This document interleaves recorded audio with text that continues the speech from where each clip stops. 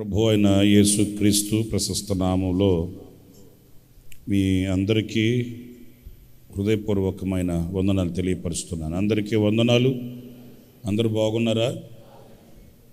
ప్రభు ఆశ్చర్యకరమైన ఆయన రెక్కల నీడలో మనల్ని దాచి విశేషమైన కృపను ప్రసాదించి సజీవులుగా ఈ రోజున మనల్ని ఆయన దాచి ఉంచాడు.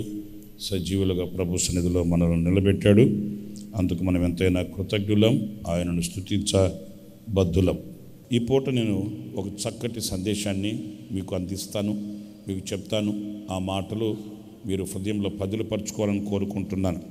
యోబు గ్రంథం 9వ అధ్యాయం 8వ వాక్యం. ఆయన ఒక్కడే ఆకాశ మండలమును విశాలపరచువాడు, సముద్ర తరంగముల మీద ఆయన నడుచుచున్నాడు. కీర్తనల గ్రంథం 136 4వ చరణం.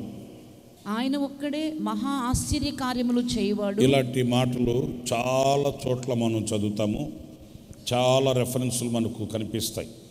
ఏంటి అందులో విశేషత అనంటే ఆయన ఒక్కడే, ఆయన ఒక్కడే, ఆయన ఒక్కడే. ఎందుకంటే ఆయన కంటే ముందు మరెవరు కూడా లేరు. సరే, ఆయనతో కూడా నిలిచే వ్యక్తులు కూడా ఎవరు లేరు. అందుకే ఆయనను గూర్చి ఆయన ఆదియు అంతమై ఉన్నవాడు, అల్ఫా ఒమేగా అయి ఉన్నవాడు, ఆయనే మొదటివాడు కడపటివాడు అని ఇలాంటి సత్యవాక్యాలు ఎన్నో మనకు కనిపిస్తాయి. యేసయ్యే ఒక్కడే, ఒక్కడే, ఒక్కడే. ఎందుకంటే ఆయనే సమస్తాన్ని సృష్టించినవాడు, సమస్తాన్ని కలుగు చేసినవాడు, సమస్తాన్ని ఏలుచున్నవాడు, నడిపించుచున్నవాడు. కనుక ఆయనను మించిన దైవం మరొకటి లేదు. ఎందుకు ఒక్కడే అని చెప్పవలసి వస్తుంది అంటే, ఇక మరలా ఆ ఒక్కడే అనే పదాన్ని డిస్టర్బ్ చేయడానికి, ఆ ఒక్కడే అనే పదాన్ని రూపుమాపాలని ఎన్నో పుట్టగొడుగులు లాంటి నామములు, పేర్లు లేస్తున్నాయి. కానీ అవి ఏవి కూడా నిలిచేవి కావు, అవి ఏవి కూడా వాస్తవాలు కావు, అవి ఏవి కూడా సత్యమందు స్థాపించబడినవి కావు. ఎందుకంటే ఆదిలో ఉన్నవాడు అంతమై ఉంటాడు. ఆయన సృష్టికర్త అయిన మహాశక్తి గల దేవుడు. వాక్యంలో మరొక మాట కూడా మనం చదువుతాము. ఆయన ఎవ్వరూ సమీపించలేనంత తేజస్సులో ఒక్కడే వసించుచున్నవాడంట. ఆ మహిమకు సమానమైన వ్యక్తి ఇంతవరకు ఎవరు కూడా లేరు. ఆ ఎవ్వరు సమీపించలేనంత ఆ ఉన్నత మహిమలోనికి, ఆ తేజస్సులోనికి ఆయన వెళ్ళాడు. అక్కడ ఉన్నాడు. ఆయనతో సమమైన వాళ్ళు ఎవరు కూడా లేరు. ఆయనతో సరిపోల్చగలిగిన వాళ్ళు ఎవరు కూడా లేరు. ఈ విషయాన్ని మనం ఎప్పుడూ ఎన్నడూ ఎక్కడ కూడా మర్చిపోకూడదు. ఎందుకంటే ఆయన ఒక్కడే అన్నప్పుడు ఆయనకి చెందవలసినవి ఏంటి, ఆయనకి ఇవ్వవలసినవి ఏంటి, ఆయనకు మనం చేయవలసినది ఏంటి అనేది గుర్తించి ఆయనకి చెల్లించవలసింది, ఆయనకు చెందవలసింది ఆయనకే చెల్లించగలుగుతాము, ఆయనకే అప్పగించగలుగుతాం.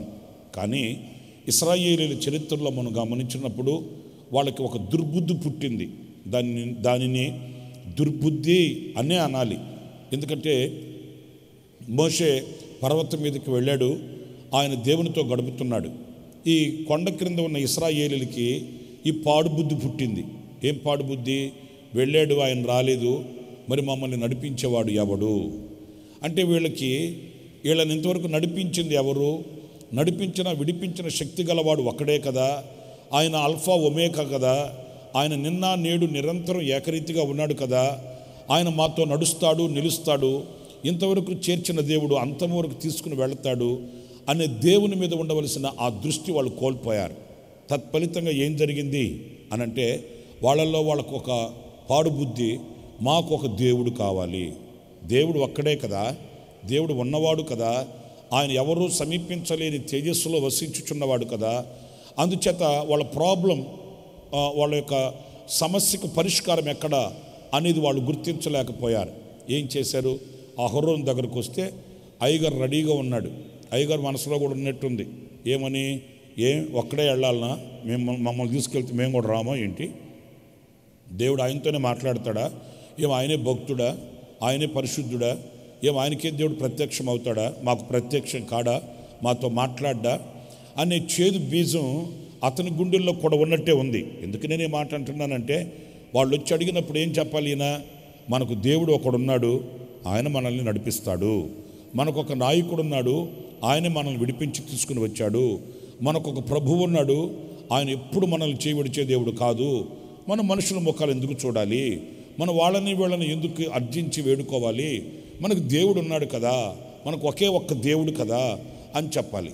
అలా చెప్పకుండా ఈయన మనసులో ఏదో చేదు బీజం ఉన్నట్టుంది, ఏదో మనసులో మదన పడుతున్నట్టున్నాడు, అవకాశం కొరకు ఎదురు చూస్తున్నట్టున్నాడు. ఇప్పుడు అవకాశం వచ్చింది, వెంటనే ఎంటర్ అయిపోయి అయితే పని చేయండి, మీ దగ్గర ఉన్న వెండి బంగారం అంతా ఓల్చుకొని తీసుకొని రండి, మనం ఒక కొత్త దేవుడిని చేసుకుందామని చెప్పాడు. తప్పు కదా? తప్ప కరెక్టా?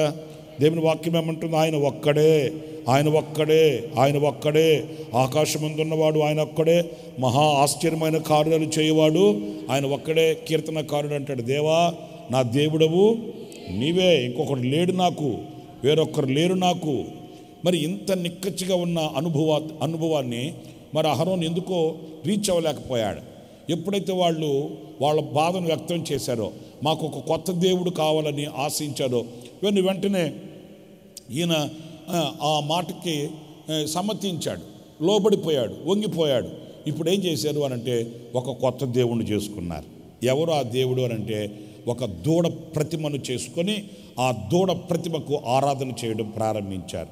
ప్రియులారా, ఎంత దౌర్భాగ్యమైన పరిస్థితి అంటే, జీవము కలిగిన దేవునిని విడిచిపెట్టి, సంచరించే దేవునిని విడిచిపెట్టి, చూచే దేవునిని విడిచిపెట్టి, అంతేకాదు వాళ్ళకి సమస్తాన్ని సమృద్ధిగా అనుగ్రహించిన దేవునిని విడిచిపెట్టి, కదలలేని మెదలలేని శిలగా నిలిచినటువంటి ప్రతిమను చేసుకొని ఆ దూడను ఆరాధన చేయడం ప్రారంభించారు. చూడండి, నేను ఒక మాట చెప్తాను. నాకు ఒక దేవుడు ఉన్నాడు అన్నప్పుడు ఇంకొక దేవుని మీదకి, ఇంకొక ప్రతిమ మీదకి, ఇంకొక మనిషి మీదకి, ఇంకొక వస్తువు మీదకి మనసు వెళ్ళవలసిన అవసరం ఏముందంటారు? లేదు. కానీ వాళ్ళ మనసు చెలించింది, వాళ్ళ మనసు భ్రమించింది, వాళ్ళ మనసు అస్థిరమైంది. అందుచేతనే దేవుని మీద ఉండవలసిన ఆ దృష్టిని వాళ్ళు ప్రతిమ మీదకి పెట్టారు. తత్ఫలితంగా చరిత్రలో మనం చదువుతామండి, రక్తపాతం జరిగింది. ఇంచుమించు 3,000 మంది ఊచకోత కోయబడ్డారు. అక్కడ రక్తం సెలయేరులై పారింది. ఎందుకు అనంటే వాళ్ళని ప్రేమించే దేవునిని విడిచిపెట్టి వాళ్ళు ప్రేమించే దేవునిని వాళ్ళు ఏర్పాటు చేసుకున్నారు. నేను చెప్పే మాటల్లో వ్యత్యాసాన్ని మీరు గుర్తించాలి. వాళ్ళని ప్రేమించే దేవుడు వేరు, వీళ్ళు ప్రేమించే దేవుడు వేరు. నేను మీకు ఇంకా క్లుప్తంగా ఒక్క మాటలో స్పష్టంగా చెప్పాలంటే, మనం ప్రేమించేవాళ్ళు కాదు మనకు కావాల్సింది. మరలా చెప్తున్నా, మనం ప్రేమించేవాళ్ళు కాదు మనకు కావాల్సింది, మనల్ని ప్రేమించేవాళ్ళు కావాలి. ఎందుకు నేను ఇంత ఖచ్చితంగా చెప్తున్నానంటే, మనం ప్రేమించేవి ఎప్పుడైనా మనల్ని విడిచిపెట్టి వెళ్ళిపోవచ్చు. మరలా చెప్పనా, మనం ప్రేమించేవి ఎప్పుడైనా మనల్ని విడిచిపెట్టి వెళ్ళిపోవచ్చు. మనం బంగారుని, వెండిని, లోకాన్ని, స్థలాల్ని, పొలాల్ని, ఆధిక్యతల్ని, ఆధిపత్యాల్ని మనం ప్రేమిస్తాం. కానీ అవి ఏవి మనకు శాశ్వతం కాదు. ఎప్పుడైనా అవి మనల్ని విడిచిపెట్టి వెళ్ళిపోవచ్చు. మనం ప్రేమిస్తున్నాం వాటిల్ని కదా. ఈరోజు నా చేతిలో ఉన్న డబ్బు రేపటి రోజు ఇంకొకటి చేతిలో ఉంటుంది. ఏ డబ్బు, నిన్నటి రోజున నా చేతిలో ఉన్నావు, ఈ రోజున ఈడి చేతిలోకి వచ్చేవి ఏంటంటే డబ్బు అంటది, నేను నా ఇష్టం, నేను ఎవరి చేతిలో అన్న ఉంటా. నిన్న నీ చేతిలో ఉన్నా, ఈరోజు ఈడి చేతిలో ఉన్నా, రేపు ఇంకొకటి చేతిలో ఉంటా. అందుకే డబ్బు పెద్ద జబ్బు అంటారు. ఆ జబ్బును నమ్ముకున్నాం మనం కదా. మనం దేనిని ప్రేమించినా అంతేనండి. లోకాన్ని ప్రేమించినా అది శాశ్వతం కాదు, ఆస్తుల్ని ప్రేమించినా అది శాశ్వతం కాదు, ఇంకా ఎన్నో చాలా ఉన్నాయి. మనం దేనిని ప్రేమించినా కూడా అవి శాశ్వతం కాదు. అయితే శాశ్వతమైనది ఏంటంటే, మనల్ని ప్రేమించే వాళ్ళు ఎవరు అనంటే, లోకంలో మనకు రెండు కనిపిస్తాయి. ఒకటి, మనల్ని ప్రేమించేది సర్వశక్తి కలిగిన మన తండ్రి. 2, మనల్ని ప్రేమించేది జీవవాక్యం. ఈ 2 కూడా శాశ్వతమైనవండి. దేవుని ప్రేమ శాశ్వతమైనది, వాక్యము యొక్క ప్రేమ, వాక్యము యొక్క వాత్సల్యత శాశ్వతమైనది. అది ప్రేమ నిశ్చలమైనది. అంటే ఈరోజు నేను మీతో చెప్పేది ఏంటంటే, ఎంతసేపటికి మనం ప్రేమించే వాటిని మనం చేసుకుంటాం, మనం ప్రేమించే వాటిని ఏర్పాటు చేసుకుంటాం, వాటి దగ్గర మనం ఏదో విన్నపించుకోవాలన్నట్లుగా ప్రయాసపడతాం. కానీ అది ఏది కూడా మనకు ఫలించదు, అది ఏది కూడా మనకు శాశ్వతంగా ఉండేది కాదు, అది ఏది కూడా మనకు దీవెనకరం కానే కాదండి. ఇశ్రాయేలీయుల జీవితంలో చేదైన అనుభవం ఏంటి అనంటే, జీవము కలిగిన దేవునిని విడిచిపెట్టి వాళ్ళు జీవము లేని వాటి దగ్గరకు వెళ్ళి ఆరాధన చేయడానికి పూనుకొని, వాక్యాలు మనం చదువుతాం, వాళ్ళు తిని త్రాగి ఆడుటకు లేచారంట. విచ్చలవిడితనం, భ్రష్టమైనటువంటి అనుభవాలు, వర్షావాయులు తప్పి దేవునికి విరోధమైన కార్యక్రమాలలో తనమునకలై వాళ్ళు ఇష్టానుసారంగా ప్రవర్తించడం ప్రారంభించినటువంటి ప్రతిఫలమే రక్తపాతం చూడవలసి వచ్చింది. ప్రియులారా, ఇంకొక ఖచ్చితమైన ఒక మాట కూడా ఏంటంటే, దేవుడు మనల్ని స్థాపించాడు, మనం దేవునిని స్థాపించలేదు. ఇంకా చెప్పనా, మనం దేవునిని సృష్టించలేము, దేవుడు మనల్ని సృష్టించాడు. హల్లెలూయా. మన కొరకై మనం సృష్టించుకున్నవి ఏవి కూడా నిలవనివ్వండి. ఇశ్రాయేలు చరిత్రలో మరొక చరిత్ర కూడా మనకు బాగా తెలుసు. అదేంటంటే, దేవుడు కొందరిని న్యాయాధిపతులుగాను, కొందరిని రాజులుగాను, కొందరిని ప్రవక్తలుగాను, కొందరిని స్వార్థికులుగాను, కొందరిని కాపరులుగాను, కొందరిని ఉపదేశకులుగాను, ఇలా కొందరిని వాళ్ళ స్థానాలలో దేవుడు నిలబెడుతూ వచ్చాడు. దేవుడు వాళ్ళని స్థాపిస్తూ వచ్చాడు. కాపరులైనా, ఉపదేశకులైనా, సువార్థికులైనా, అలాగే అపోస్తులైనా, ప్రవక్తలైనా, వీళ్ళందరినీ ఎవరు నియమించారు? ఎవరికి వాళ్ళు నియమించుకోలా, ఎవరికి వాళ్ళు స్థాపించుకోలా, ఎవరికి వాళ్ళు చాటింపు వేసుకోలా, దేవుడు వారిని నియమించాడు. అర్థమైందా? అలా కాకుండా ఇశ్రాయేలీయులు అవివేకత్వం ఎలాగా ప్రత్యక్షమైందంటే, ఒకసారి వాళ్ళ మీద వాళ్ళకి జాలిక్కువైపోయింది. నిజమే, వాళ్ళకే కాదు, మనకు కూడా మన మీద మనకు భలే జాలి కదా. ముఖం అద్దంలో చూసుకోగానే ఎంత బాధపడిపోతామో, ఎందుకంటే వాడిపోయిన ముఖం, రాలిపోయిన మేకప్, ఇంకా ఊడిపోయిన జుట్టు, ఇవి చూడగానే మన మీద మనకు జాలి వచ్చేస్తుంది. ఎట్టున్నానో, ఎట్టయిపోయానో, అయిపోలా, అట్టే ఉన్నావు. కాకపోతే నీకు నువ్వు హై ఎస్టిమేషన్ వేసుకున్నావు, అంతేగాని అప్పుడు ఎట్టున్నావో ఇప్పుడు కూడా అట్టే ఉన్నావు. నీ ముఖ్యమన్నా మారిందా? నీ నోరేమన్నా మారిందా? నీ కళ్ళు ఏమన్నా మారాయా? నీ ముఖం ఏమన్నా మారిందా? కానీ మన మీద మనకు జాలి ఎక్కువైపోద్ది. అలాగే ఇశ్రాయేలీయులు కూడా వాళ్ళ మీద వాళ్ళకి జాలి ఎక్కువైపోయింది. వాళ్ళ మీద వాళ్ళకి అబ్బో తీరని. అప్పుడు ఏం చేశారో తెలుసా? వాళ్ళ మీద వాళ్ళు ఒక రాజుని నియమించుకున్నారంట. వాళ్ళు నియమించుకోవడం ఏంటి? దేవుడు లేడా? దైవత్వం లేదా? నడిపింపు లేదా? దైవ ప్రణాళిక లేదా? దైవ సంకల్పం, చిత్తం లేదా? కానీ అలా కాదు. వాళ్ళ మీద వాళ్ళే ఒక రాజును ఏర్పాటు చేసుకుంటే, లేఖనాల్లో వ్రాయబడిన సత్యమేంటి చెప్పనా, వాళ్ళ మీద వాళ్ళకి ఒక రాజును నియమించుకుంటే ఆ రాజు యుద్ధమందు చనిపోయాడు. అంతే. మనం ఏది మనకై మనం స్థాపించుకున్నా, మనకై మనం ఏది ఏర్పాటు చేసుకున్నా, మనకై మనం ఏది ఉంచుకున్నా ఎలా ఉంటుందంటే ఇలా ఉంటుంది. కొన్ని రోజులు గడిచింది, వాళ్ళ మీద వాళ్ళకు రాజుగా అభిషేకించుకొనిన, రాజుగా నియమించుకొనిన అబ్షాలోము యుద్ధమందు ఏమయ్యాడు? చనిపోయాడు. ఇప్పుడు ఏమయ్యింది? వీళ్ళు ఒట్టోళ్ళు అయిపోయారు. వీళ్ళ కన్న కలలన్నీ నీరుగారిపోయాయి, కన్న కలలన్నీ పగటి కలలైపోయాయి. వీళ్ళు వేసుకున్న అంచనాలన్నీ కుప్పకూలిపోయాయి. వీళ్ళు అంచనాలన్నీ కూడా ఆకాశాన్ని అంటేటట్లుగా అనుకున్నారు, కానీ అవి కంటికి కనబడకుండా అంతర్ధానమైపోయాయి. ప్రియులారా, నేను చెప్పేది ఒకటే, అదేంటంటే మనం స్థాపించుకోవడం కాదు, మన కొరకు స్థాపించబడిన సర్వశక్తి కలిగిన దేవుడి చేత నియమించబడినవి ఏవైనా కూడా శాశ్వత కాలం ఉంటాయి. అందుకే ఆయన మనకు దేవుడు. ఈ రోజున ఆయన మీదకు ఉండవలసిన, ఆయనను ఆరాధించవలసిన, ఆయనను సేవించవలసిన మన దృష్టి అలా కాకుండా మనకై మనం ఒక దూడం చేసుకొని, మనకై మనం ఏదో ఏర్పాటు చేసుకొని, మనం ఏదో చేయాలి, ఆరాధన చేయాలి, మనం ఆయనకి స్తుతి చెల్లించాలి, ఆ దీవెనలు మనం పొందుకోవాలంటే అది జరగనిది. అది మనకు ఒక శాపాన్ని తీసుకుని వచ్చే అనుభవముగా మనం గుర్తించాలి. ఇశ్రాయేలు చరిత్ర మనకు అదే చెప్తుంది. కనుక మనకై మనం ఇంకొక మార్గాన్ని ఎంపిక చేసుకోవడం, ఇంకొక దేవునిని చూడడం కాదు, కానీ ప్రపంచానికి, ఈ సృష్టికి, లేకపోతే ఈ జగత్తుకి ఒకే ఒక్క నాథుడు ఉన్నాడు. ఆయనే మన ప్రభు అయిన యేసుక్రీస్తు. ఆయన ఒక్కడే. హల్లెలూయా, హల్లెలూయా. ఇంకా ఆయనతో పోల్చుకోవడానికి రెండో వ్యక్తి లేడు అన్నప్పుడు, ఆ ఒక్కడే అన్నప్పుడు ఆ ఒక్కనికే మన స్తుతి చల్లాలి, ఆ ఒక్కనికే మన ఆరాధన చల్లాలి, ఆ ఒక్కనికే మన అర్పణ చల్లాలి, ఆ ఒక్కనికే మన ప్రతిస్పందన తెలియపరచబడాలి. హల్లెలూయా. మన ప్రార్థన అంగీకరించువాడు ఆయనే, మన హృదయ అర్పణ అంగీకరించువాడు ఆయనే. ఆ దేవుని యొద్ద నుంచే మనకు దివి సంపద దిగి రావాలి.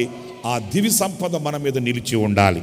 ఇక మరలా మనకు వేరే ఆల్టర్నేట్ ఆర్గ్యుమెంట్స్ అంటూ ఏమి కూడా లేవు. అవి మన చెంతకి రాకూడదు. ఇది ఒక అనుభవం చెప్తున్నాను. ఇక రెండవ అనుభవం దగ్గరికి వెళితే పరమగీతాల గ్రంథం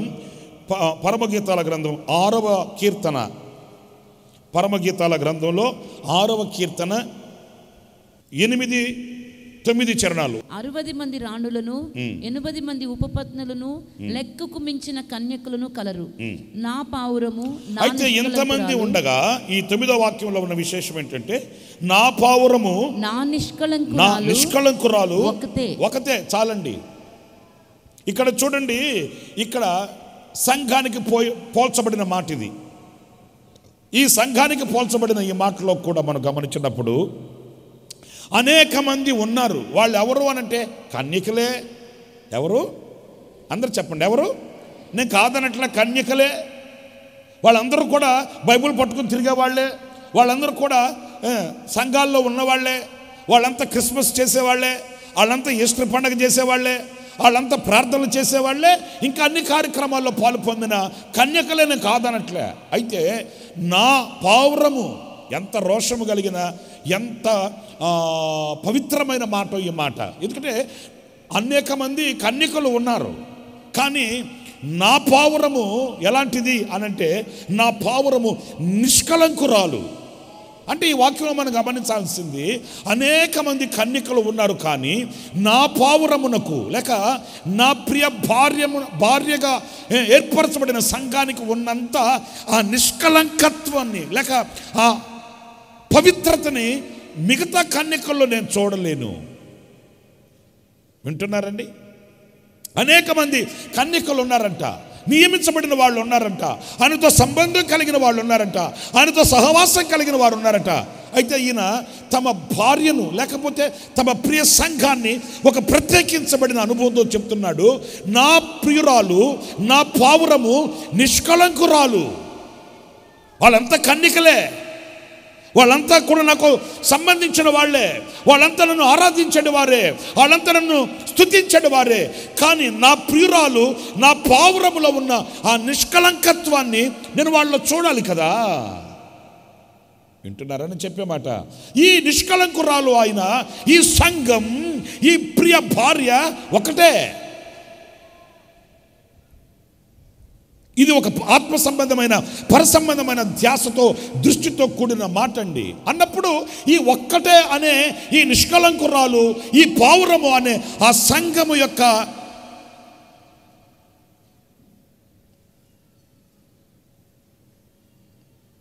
ఉనికి, ఆ సంఘము యొక్క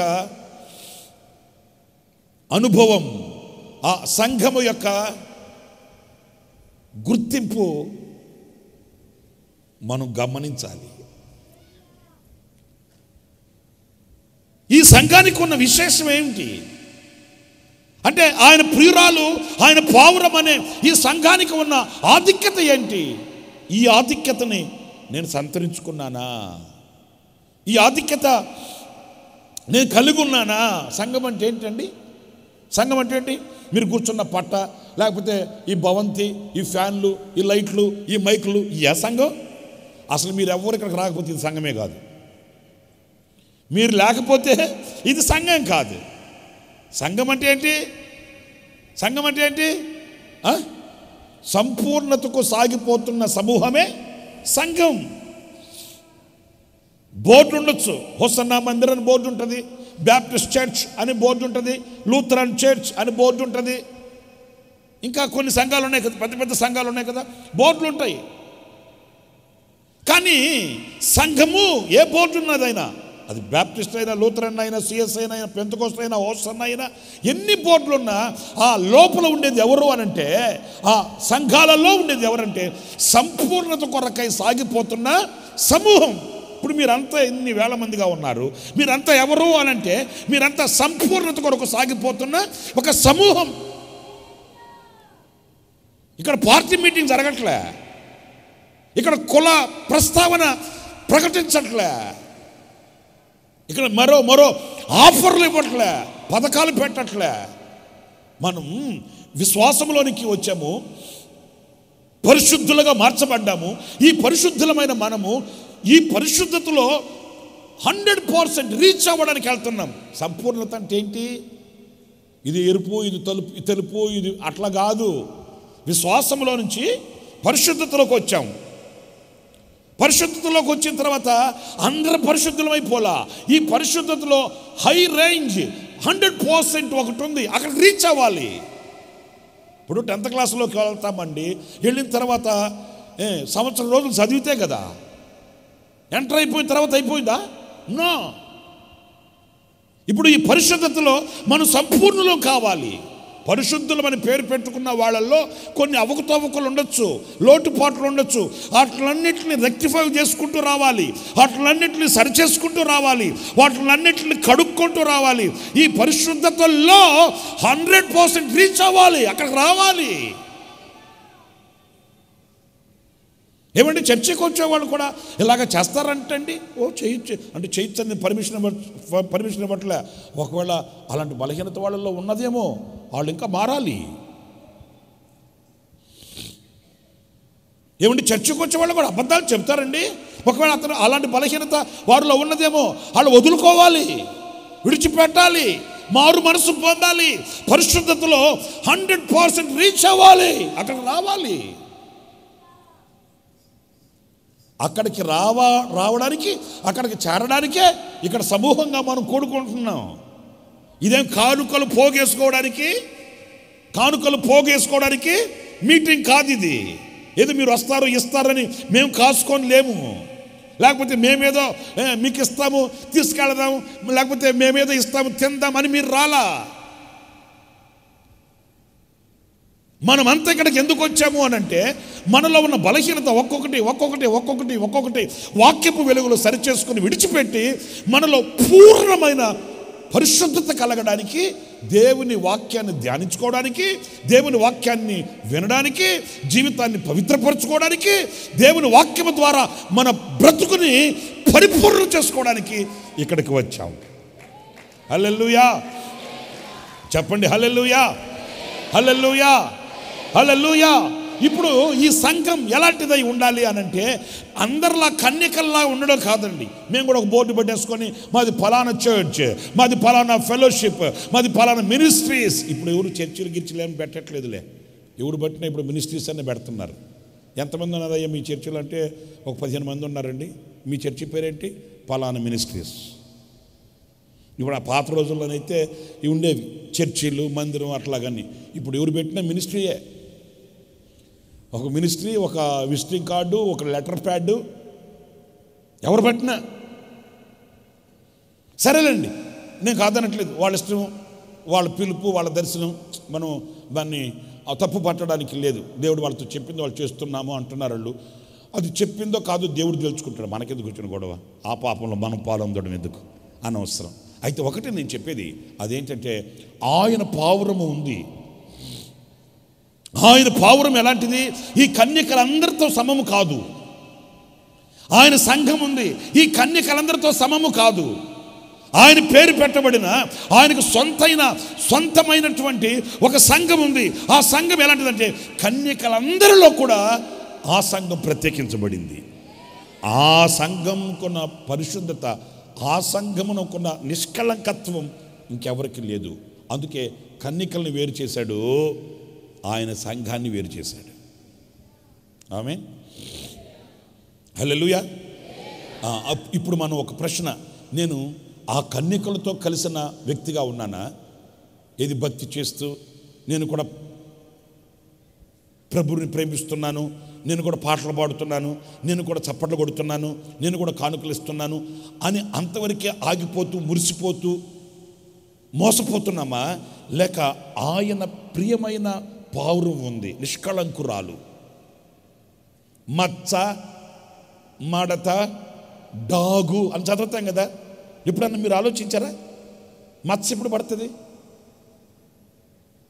చూసారా? మీకు పదాలు తెలుసు కానీ అర్థం తెలియదు. మచ్చ ఎప్పుడు పడుతుందంటే, ఎప్పుడో నాకు నాకు చిన్నప్పుడు ఇక్కడ ఒక దెబ్బ తగిలింది అనుకోండి, గాయం మానిపోయింది, కానీ అది ఆయన ప్రియమైన పావురానికంట ఆ మచ్చ కూడా ఉండకూడదంట. అయ్య బాబోయ్, నాకు తెలుసో తెలియకో అప్పుడు పడింది, పడ్డాను, సైకిల్ తొక్కతా ఎవడు దొక్కమన్నాడు నిన్ను? తెక్కమొహం రానోడు ఎందుకు దొక్కా? తొక్కితా ఉంటే పడ్డాను, అప్పుడు దెబ్బ తగిలింది, ఇక్కడ 3 కుట్లు వేశారు. మరి ఆ 3 కుట్లు ఉన్నాయా? లేవు. గాయం మానిపోయింది, కానీ మచ్చ వల్ల ఎట్లా ఇప్పుడు? ఆయన ప్రియమైన భార్యకి, ఆయన ప్రియమైన పావురానికి ఆ మచ్చ ఉండకూడదంట. మరి ఎట్లాగయ్యా అంటే, ఇదిగో అవకాశం ఇచ్చి దేవుడు నీకు ఆయుష్ని ఇచ్చింది. ఎందుకో తెలుసా?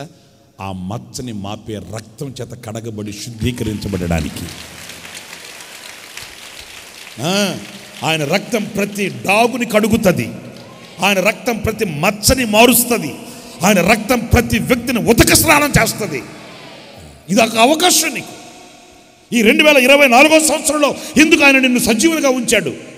ఎందుకు ఆయుష్నిచ్చాడు, కృపనిచ్చాడు, ఆత్మనిచ్చాడు, అభిషేకం ఇచ్చాడు, సేవకునిచ్చాడు, ఈ ఉపదేశాన్ని ఎందుకు ఇచ్చాడు, ఈ సహవాసాన్ని ఎందుకు ఇచ్చాడు అనంటే, ఆ మచ్చ ఎప్పుడో తగిలింది, కరెక్ట్ కాదనట్లే. గాయం మానిపోయింది, ఆ మచ్చ పడిపోయింది, ఆ మచ్చ ఉండిపోయింది. ఇప్పుడు ఏం చేయాలి? ఆ మచ్చని వాక్యం చేత తొలగించుకోవాలి. ప్రభు రక్తం చేత కడగబడాలి. నేను కడగబడితేనే కదా యేసు ప్రభు నమ్ముకు రైట్ కాదనట్లే. నీవు ఇంకా సంపూర్ణుడు కావాలంటే ఈ మచ్చ కూడా ఉండకూడదు.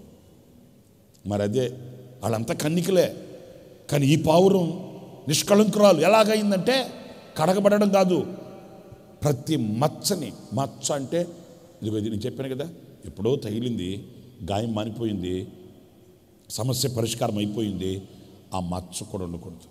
మచ్చ, మడత. మడత మడత అంటే ఏంటి చెప్పరా? నేను వాక్యాను ఒక మాట, అలవాటు మీద కలిగేవి మడతలండి. ఇప్పుడు నా చేతిలో కొన్ని మడతలు ఉన్నాయి. ఎందుకు పడ్డాయి ఈ మడతలు? చిలక దగ్గరికి వెళ్ళి చిలక నా మడత చూడు అని చూపించుకోవడం కాదు. ఆ చిలక ఏమంటుంది? సావరా బావిలో దూకి నా బతికి సరిలే ఇటు చేతులు దొరికాను, నా బతికే బస్టాండ్ పాలైతే నేను ఇక చెట్ల మీద కూర్చొని పాడుకుంటున్నాను, నేను ఇక్కడ రాత్రి చేతులు దొరికా, ఈడేమన్నా పంజరంలో పెట్టి బస్టాండ్లో పెట్టాను నన్ను, నా బతికే ఇట్లా తెల్లారి రేంజ్ చేస్తుంటే మళ్ళీ నా దగ్గరకు వచ్చి నీ బతుకు నా సంగతి చెప్పి సాగుపో. ఇది ఉన్నాయే, ఎలా పడ్డాయి ఈ మడతలన్నీ? అలవాటు మీద. కొన్ని అలవాట్లు పొరపాట్లు ఉంటాయి. నాకేం తెలుసు అంటే నాకు చిన్నప్పటి నుంచి అట్లా అలవాటు చేశారండి, చిన్నప్పుడు అయ్యే మరి పోగొట్టుకోవాలి, అవే పోగొట్టుకోవాలి. ఎందుకంటే ఆయన ప్రియమైన సంఘానికి, ఆయన నిష్కళంకురాలైన పావురానికి అవి ఉండకూడదంట. నేను అలాంటి ప్రజల మధ్యలో పుట్టాను, అలాంటి ప్రజల మధ్యలో పెరిగాను, అలాంటి ఇంట్లో నేను పెరిగాను, అలాగ ఉన్నాను, కరెక్ట్ అని కాదనట్లే. అవి పోగొట్టుకోవడానికే కదా నీకు సంఘం ఇచ్చింది, సహవాసం ఇచ్చింది, ఉపదేశం ఇచ్చింది, సేవకుడిని ఇచ్చింది, నేను ఆయుష్నిచ్చి, ఆరోగ్యాన్ని ఇచ్చి, అవకాశం ఇచ్చి, నేను ఎందుకు పలుసార్లు నీ దగ్గరికి నేను దిగి వచ్చి దర్శించింది ఎందుకు? ఆ అలవాట్లు పోగొట్టుకోమనే. మీకు అర్థమైందంటే కొన్ని అలవాట్లు ఉంటాయి, పోవు మన దగ్గర నుంచి, పోవండి. కొన్ని అలవాట్లు ఉంటాయి, అవి మనకు పెద్ద తప్పు అని కూడా అనిపించు, ఎందుకంటే అలవాటైపోయినాయి, అలవాటైపోయింది. ఆ మడత ఇప్పుడుది కాదు. మీరు షర్ట్ని మడత పెట్టి ఐరన్ చేస్తూ ఉంటారు, ఐరన్ చేసినందువల్ల ఏమైంది? వాడుకగా మడత పడిపోయింది, ఇంకా అంతే. ఇంక ఇక్కడికి వచ్చి నేను 18 రెఫరెన్స్లు చెప్పి నా మడత పోదు. ఇక్కడికి వచ్చి నేను 50 రెఫరెన్స్లు చెప్పి మారు మారు మారు మారు, ఓ కారు, ఓ తారు, ఓ డారు అన్నా నన్ను గారు లేదు, ఏమీ లేదు, ఇని వెళ్ళిపోతాను అంతే. అవి మార్చుకోవాలి. ఆ మడత, డాగు, మచ్చ, మడత. ఇంకొకటి ఏంటంటే మీరు ఆలకించే, మీరు అట్లా ఆలోచించడం లేదో నాకు తెలీదు. డాగ్ అంటే ఏంటి చెప్పనా? ఒక మాట చెప్పనా? డాగ్ అనేది ఇంటర్నల్ డ్యామేజ్. మీరు కావాలంటే చూడండి. డాగ్ అని ఇప్పుడు అంటామంటే ఇంటర్నల్ డ్యామేజ్ ఉంటుంది దాంట్లో. ఇప్పుడు ఫర్ ఎగ్జాంపుల్ యాపిల్ తీసుకోండి, లేకపోతే బత్తాయి తీసుకోండి, లేకపోతే మామిడికాయ తీసుకోండి, బనానా, లేకపోతే అరటిపండు తీసుకోండి. పైన కొంచెంగా కనిపిస్తుంది. ఆ కొంచెంగా కనపడేది ఏంటంటే మనం ఏమంటాం, వెంటనే డాగు పడింది, ఇది డాగు ఉన్నట్టు తీసేయి అంటాం. ఆ డాగ్ ఎక్కడ? పైన కాదు, ఇంటర్నల్ డ్యామేజ్ అది. ఆ డాగుగా ఉన్న దాన్ని ఓపెన్ చేసి చూడండి, పైన కొంచెమే ఉంటుంది, లోపలికి వెళ్తే లోపలికి చొచ్చుకొని పోయి ఉంటుంది, ఎక్కడో లోపల ఉంటుంది పురుగు. ఆ ఇంటర్నల్ డ్యామేజ్ ఉందే, ఆ డాగు ఆయన నిష్కలంకురాలైన ఆయన పౌరానికి ఉండకూడదు. అందుకే ప్రత్యక్ష గుడారంలో ఉపకరణాలన్నీ చూడండి, ఉపకరణాలన్నీ చూస్తే లోపల నుంచి ప్రారంభిస్తాడు ఆయన. మొదట నిబంధన మందసాన్ని గురించి చెప్పాడు. వాస్తవంగా మనం ఏం చేస్తాం, ఇల్లు కట్టేటప్పుడు బయట నుంచి వస్తాం, అవునా కదా? ఇల్లు కట్టి స్లాబ్ వేసి ప్లాస్టింగ్ చేసి సున్నం కొట్టి అప్పుడు చైరు, బెడ్, కిచెను, చికెను అవన్నీ అప్పుడు. అంతేగాని డైరెక్ట్గా స్థలం శుభ్రం చేసి వెంటనే డబుల్ కాట్ మాంసం 2 4 సోఫాలు తీసుకొచ్చి బెడ్ అంటామండి. మరి అదే దేవుని పద్ధతికి మానవుని పద్ధతికి. మీరు ఇంటికి వెళ్ళిన తర్వాత చదువుకోండి, ప్రత్యక్ష గుడారాన్ని బయట నుంచి స్టార్ట్ చేయాలి ఆయన. అంటే అరణ్యము, ఆవరణము, పరిశుద్ధ స్థలము, అతి పరిశుద్ధ స్థలాన్ని కట్టుకుంటూ రాలేదు. మీరు ఇంటికి వెళ్ళిన తర్వాత చదువుకుని, ఇప్పుడు అంత టైం లేదు. లోపల నుంచి స్టార్ట్ చేశాడు. ఎక్కడి నుంచి? అతి పరిశుద్ధ స్థలం, అక్కడ నిబంధన మందసం, ఓకే. ఆ తర్వాత దీపవృక్షం, సన్నిధి రొట్టెల బల్ల, అక్కడి నుంచి వచ్చాడు. ఎందుకంటే ఇంటర్నల్ డ్యామేజ్ అనేది ఉండకూడదు. మనిషి పైకి బాగానే కనబడవచ్చు, బయటికి విశ్వాసిగా ఉండవచ్చు, బయటికి క్రైస్తవుడిగా కనబడవచ్చు, కానీ ఇంటర్నల్ డ్యామేజ్ అది ఒక డాగు. ఆ డాగు నా ప్రియమైన సంఘానికి, నా ప్రియమైన ఆ పౌరానికి, నిష్కలంకురాలైన పౌరానికి ఉండకూడదు. నా పావురము ఒక్కటే. బాబోయ్, రోషం కలిగిన మాట. నా ప్రియమైన సహోదరులారా, ఆయన ఒక్కడేనంట.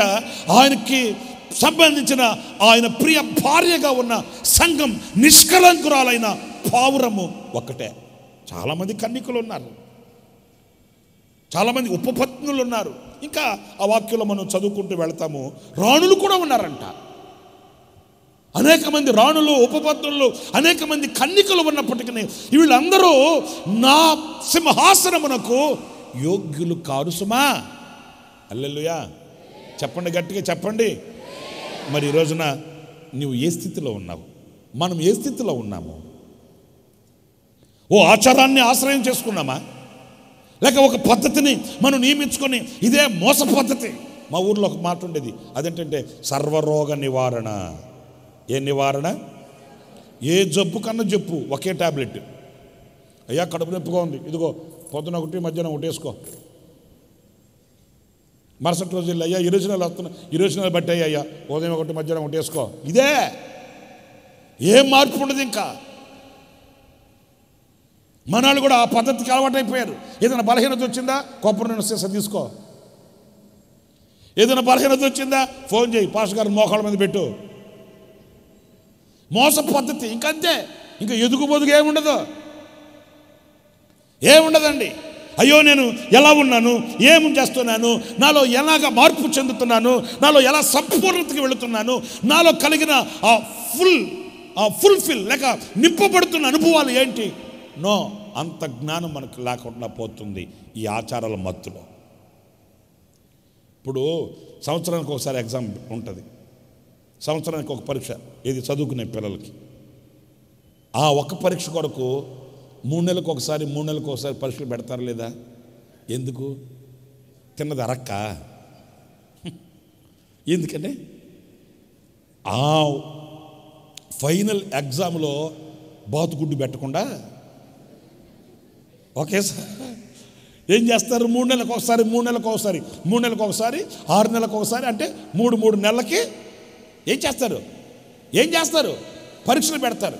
ఒక్కసారి ఏదో రోగం వచ్చి పైన పడకుండా 3 నెలలకు ఒకసారి వెళ్ళి హెల్త్ చెకప్ చేయించుకుంటారు. ఎందుకని? ఒక్కసారి తడిసి మోపుడు అవద్దని. ఏదన్నా ఉంటే 3 నెలలకే తెలుసుకుంటే దాన్ని సరి చేసుకోవచ్చని, 3 నెలలకి ఏదైనా తెలిస్తే దాన్ని వెంటనే దాని మీద యాక్షన్ తీసుకోవచ్చని ఇంత జాగ్రత్తలు తీసుకుంటారు. ఎందుకని 3 నెలలకి పరీక్షలు పెట్టేదంటే వీళ్ళలో ఆ గ్రోతింగ్ ఉందా లేదా మనం చెప్పడానికి చెప్తున్నాం. బోర్డు మీద గీసి రాసుకో, వేసుకో, పూసుకో, కూసుకో అంటున్నాం. వీడి బుర్రకెక్కుతుందా లేదా, వీడి స్టామినా ఏంటి, వీడి స్టాండర్డ్ ఏంటి, వీళ్ళలో ఆ ప్రగతి కనిపిస్తుందా లేదా అని. మరి నేను ఒక మాట చెప్తాను, ఎన్ని సంవత్సరాల నుంచి నువ్వు దేవుడిని ఆరాధిస్తున్నావు, ఎన్ని సంవత్సరాల నుంచి క్రైస్తవుడిగా ఉన్నావు, నీలో ఎప్పుడైనా ఆ డెవలప్మెంట్, ఆ ఏమంటారు దాన్ని, ఆ ఎదుగుదల నువ్వు గుర్తించావా? సర్లే, ఇంకొకరు గుర్తించాల్సిన అవసరం లే, నీకన్నా గుర్తిస్తున్నావా? ఏ మచ్చ మడత డాగు కళంకం లేకుండా నేను బ్రతకగలుగుతున్నాను. గతంలో అలాగుండేను, ఇలాగా ఇప్పుడు మారాను, నేను ఇలాగా వృద్ధి చెందుతున్నాను, ఇప్పుడు నేను ఇలాగా స్థిరపరచబడ్డాను అనే భావన నీకు కలుగుతుందా? ఆచారం కాదండి. నేను మరలా నేను చేతులు జోడించి చెప్తున్నా, ఏదో ఆచారంగా రాకూడదు మీరు దేవుని మందిరానికి. అలాగని నేను మిమ్మల్ని వెళ్ళిపోమని చెప్పట్లే. మంది ఆచారం కాదు, మంది గుణదలేం కాదు గుండు గీసుకోవడానికి. అదొక ఆచారం. ఏంటి, అక్కడికి వెళ్తే మేలు జరుగుతుందంట, అక్కడికి వెళ్ళి ఎంట్రుకలు ఇస్తే చెప్పండి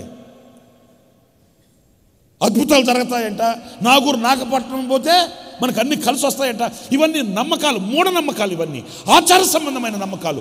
మనం ఆ మూఢనమ్మకాలతో కాదు మనం వెళ్ళాల్సింది, మనలో మార్పు కొరకు రావాలి, మనలో ప్రగతి కొరకు రావాలి, మనలో ఆ సంపూర్ణత కలగడానికి మనం వెళ్ళాలి, మనం రావాలి. ఏమండి, నేను 3 వారాల నుంచి వస్తున్నానండి, నాకు ఇంకా ఏం మేలు జరగలేదు. 3 వారాలు ఏంటి తల్లి, 3 వారాలు ఏంటి మహానుభావ? నీ జీవితాన్ని ప్రభువుకు సమర్పించుకోవాలి, నీ బ్రతుకునే ప్రభు పాదాల దగ్గర పెట్టాలి. నీవు ఎప్పుడైతే ఆయనకు అప్పగించుకుంటావో అప్పుడు ఆయన ఆధిపత్యం నీ మీద ప్రారంభం అవుతుంది. స్తోత్ర. ఆయనకి నీవు ఎప్పుడైతే అప్పగించుకుంటావో అప్పుడు ఆయన పరిపాలన నీ కుటుంబంలో ప్రారంభం అవుతుంది. నీ తాళపు చెవులు నీ చేతిలో పట్టుకొని, ప్రభువా నా ఇంటిని ఏలుకోనాయన అంటే, ఏలుకోవడం అంటే ఏంటి? తాళాలు నీ దగ్గర పెట్టుకొని. అలా కాదు, నీవు ఈ రోజున పానార్పణంగా ఆయనకు అప్పగించేసుకోవాలి. నాయనా, నేను అందరి కన్యకల్లాగా కాదు, నీవు కోరిన పవిత్రత కలిగిన నిష్కళంకురాలుగా నీ పావురముగా నేను ఉండుటకు కృప చూపించు. ఏ మచ్చ నాలో ఉన్నా, ఏ మడత నాలో ఉన్నా, ఏ డాగు, ఏ కళంకం నాలో ఉన్నా, నీ ఆత్మతో చేత నన్ను కడుగు, శుద్ధి చేయి. ఆ మచ్చ ఇక కనబడకూడదు, ఆ మడత ఇంక కనబడకూడదు, ఆ డాగు ఇంక ఉండకూడదు, ఆ అపవిత్రత నాలో ఉండకూడదు. నన్ను కడుగుమని ఆ ఒక్కదైన ఆ పెళ్లి కుమార్తె సంఘంలో నీవు సభ్యురాలవు, నీవు సభ్యుడవై మనం సభ్యులమై ఉండాలి. హల్లెలూయా. 2 విషయాలు చెప్పాను, ఇంకొక విషయం కూడా చెప్తాను. అదేంటంటే ఆ మాట కూడా ఆదికాండం 7వ అధ్యాయం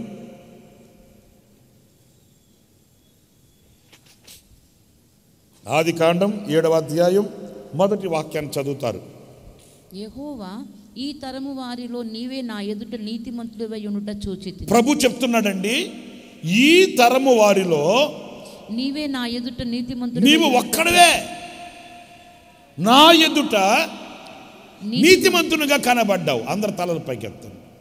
ఇక్కడ నేను నోట్ చేసిన మాట ఏంటంటే, నా ఎదుట. ఎవరెదుట?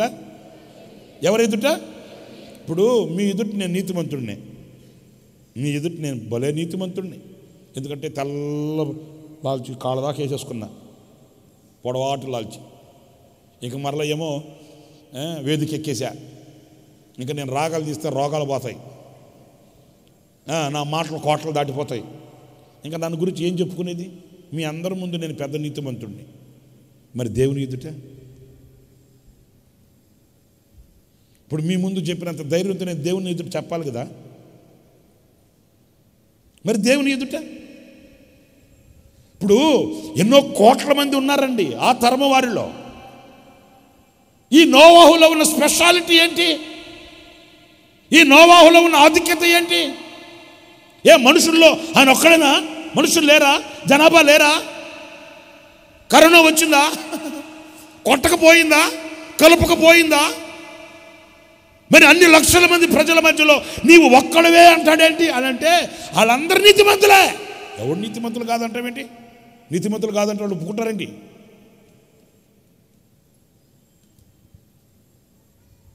ఎవరన్నా కనుక మనం ఎవరన్నా నిలబెట్టే నువ్వు నీతిమంతుడు కావో అన్నాం అనుకో, రేపు పొద్దునకి సంఘం మొక్క చెక్కలు అయిపోద్ది అంతే. ఎవరు నువ్వు అంటే ఒప్పుకుంటారా? వాళ్ళందరూ నీతిమంతులే. కానీ ఇతను మాత్రం ఎవరైనా నోవాహున్నాడే, అతను వాళ్ళందరూ నీతిమంతుల్లా కాదు, ఇతడు నా ఎదుట నీతిమంతుడు. అయ్యో బాబోయ్, అంటే దేవుని ఎదుట నీతిమంతుడైన వాడు ఒక్కడే. ఆ తరము వారి అందరిలో మిగతా వాళ్ళంతా వాళ్ళు నమ్ముకొనిన నీతి, వాళ్ళు ఆశ్రయించిన నీతి, వాళ్ళు చూసే నీతి వేరు. ఎవరి కాళ్ళు నీతిమంతులు?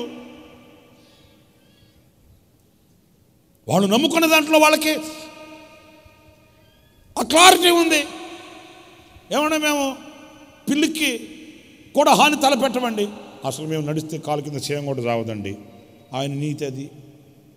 ఇప్పుడు మన నీతి ఏంటి? ఏమన్నా పాటగారండి, కొత్తిమీర, జీలకర్ర, ధనియాలు, మెంతులు, గొంతులు, మా తంతు, మా కంకులు, మా అంకులు మీరు చెప్తారు. మేము తూచ తప్పకుండా ఆదివారం తీసుకొచ్చి అక్కడ అక్కడ అక్కడ అక్కడ ఏంటది డబ్బా, అది ఆ మాట కోసం ఎదురు చూస్తున్నానమ్మా. ఆ డబ్బా పెడితే మేము ప్యాకెట్లు తీసుకొచ్చి బియ్యం ఇవ్వట్లే. నెల జీతం రాగానే ఆఫీస్ దగ్గరే వేరు చేసేసి దశంభాగం తీసుకుని ఇస్తున్నా. మంచిదే, నీతిమంతుడివే, నేను కాదంటున్నానా? నేను కాదంటే నువ్వు బాధపడాలా? నువ్వు కానుకలు ఇవ్వాలా, ప్రార్థన చేయాలా, పాటలు పాడాలా, ఆరాధన చేయాలా, అన్నీ మంచివే. వెరీ వెల్, వెరీ గుడ్, నేను కాదంటలే, నువ్వు నీతిమంతుడివే. కానీ ఈరోజు వాక్యం నిన్ను నిలదీస్తున్నది ఏంటో తెలుసా? నీ డబ్బు దగ్గర నువ్వు నీతిమంతుడివే, నీ కానుక దగ్గర నువ్వు నీతిమంతుడివే, నీ కుటుంబంలో నువ్వు నీతిమంతుడివే, నీ ఆఫీసులో నువ్వు నీతిమంతుడివే. కానీ దేవుని ఎదుట ఏంటి మాట్లాడరేంటి? ఆ తరము వారిలో ఒకే ఒక్కడు నీతిమంతుడు. మిగిలిన వాళ్ళంతా ఏమయ్యారయ్యా? వాళ్ళంతా నీతిమంతులే, వాళ్ళంతా కన్యకలే, వాళ్ళంతా దేవతలు, దేవుళ్ళే. కానీ ఒరిజినల్ ఒక్కడే, దేవుడు ఒక్కడే. నిష్కలంకురాలైన నా పావురము ఒక్కటే. ఆ తరము వారిలో నీతిమంతుడు ఒక్కడే. మిగిలిన వాళ్ళంతా వాళ్ళకి నచ్చిన దాంట్లో నీతిమంతులు. ప్రార్థన చేయడానికి వెళ్ళి ఆయన చెప్పలా, లిస్టు చెప్పలా, నిలబడి దేవునితో చెప్పాడండి. వీళ్ళకి దేవునితో ఎట్లా మాట్లాడాలో కూడా తెలియదండి కొంతమందికి. దేవుని దగ్గరికి వెళ్ళి ఏం అడగాలి మీరు చెప్పండి. అయ్యా నన్ను పరిశుద్ధపరచు, నన్ను పవిత్రపరచు, ఒకవేళ నా యందు మీకు ఆయాసకరమైనది ఏదన్నా ఉంటే తీసివేయి, నేను ఎక్కడ వైదొలిగిపోకూడదు, ఎక్కడ నా దృష్టి మరలిపోకూడదు, నేను బలహీనుడిని, నాకు నీ శక్తి కావాలయ్యా, ఇది అడగాలనా? ఆయన దగ్గరికి వెళ్ళి నా కానుక చూసావా, నా ఉపవాసం చూసావా, నా ప్రార్థన చూసావా? ఆయనకి చెప్పేది ఏంటి నువ్వు? కొంతమందికి తెలియదు ప్రార్థన ఎలాగ చేయాలో కూడా తెలియదు. ప్రార్థన కానీ మోకరించి, ప్రభువా నాయనా యోహాను సువార్త 7వ అధ్యాయం 21వ వాక్యంలో ఏం చెప్పావయ్యా, ఇప్పుడు నీకోసం బైబిల్ తీయాలి. ఆయన మెంటల మొహమా? ఆయనకు నువ్వేంటి రెఫరెన్స్లు చెప్పేది? నేను అంటున్నాను కదా, మీరు చూడండి ఇంకా కావాలంటే. యెహెజ్కేలు గ్రంథం 7వ అధ్యాయం 6వ వాక్యంలో నాయనా వ్రాయబడిన మాట ప్రకారం, అబ్బా నువ్వు పెద్ద LLB చదివేవరా నువ్వు? ప్రభువా యోహాను సువార్త 3వ అధ్యాయం 6వ వాక్యం ప్రకారం, ప్రభువా ఇదేమన్నా లానా లేకపోతే అదేంటి ఏమేంటి అవి చెప్తుంటారు కదా అమ్మా, ఇన్ఫెక్షనా సెక్షను? కరెక్ట్, అదే అదే అదే అదే నాకేంది ఇంజక్షన్ అన్నట్టుకుంటే నాకు భయం వేసింది కొంచెం. 306 సెక్షన్ ప్రకారం ఎక్కడో చూసి వచ్చి ఉంటాడు, ఆ డైలాగులు కొడుతున్నాడు నెత్తి మీద ఒకటి పట్టుకొని. ప్రభు దగ్గర ఏంటండి? ఆయనకేంటి? ఆయన సన్నిధిలో వినయం ఉండాలి, విధేయత ఉండాలి. ఆయనతో మాట్లాడేటప్పుడు ఆయన దగ్గర నిలబడడానికే మనకు అయ్య బాబోయ్ అయ్యేవి లేవు. మన నీతి మనం చెప్పుకోవడం. మీరేం బాధపడను, మీరేం మరోలా భావించాలంటే నేను ఒక మాట వాడుతాను, మా ఊరు భాష. అదేంటంటే మన తప్పిటి మనం కొట్టుకోవడం తప్ప ఎవరో చెప్పాల్సిన అవసరంలే, మన డోలు మనం కొట్టుకోవడమే. నాకు ఆ వరం ఉంది, నాకు ఈ వరం ఉంది, నాకు అంత శక్తి ఉంది, నాకు అంత ఇది. ఒరే శక్తి ఉన్నవాడు చెప్పాల్సిన అవసరంలే, శక్తి ఉన్నవాడు చెప్పాల్సిన అవసరంలే. ఆ శక్తి ప్రతి దానిలో ప్రత్యక్షం అవుతుంది.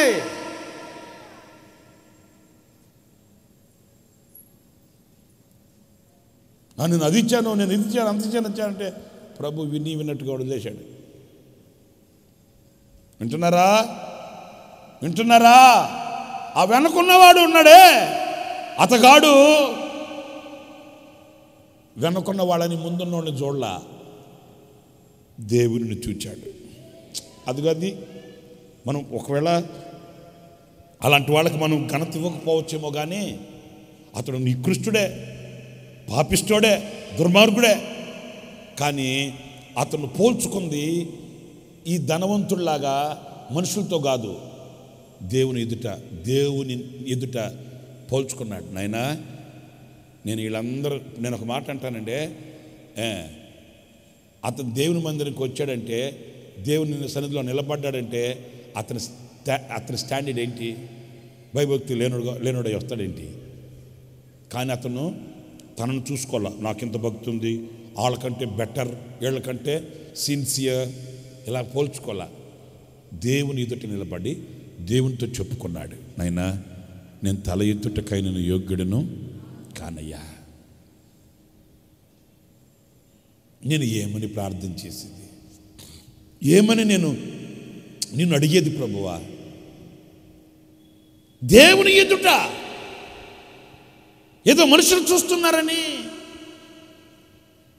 ఏదో వాళ్ళు గుర్తిస్తున్నారని, వీళ్ళు గుర్తిస్తున్నారని కాదు సుమా, కాదు. దేవుని ఎదుట ఆ తరము వారిలో నోవాహు ఒక్కడే నీతిమంతుడంట.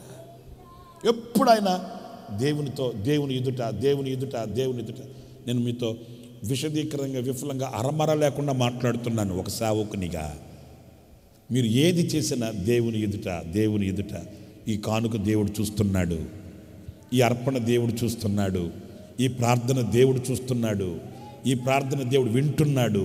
ఇక వేరే భావన మీకు ఉండకూడదండి, ఉండకూడదు,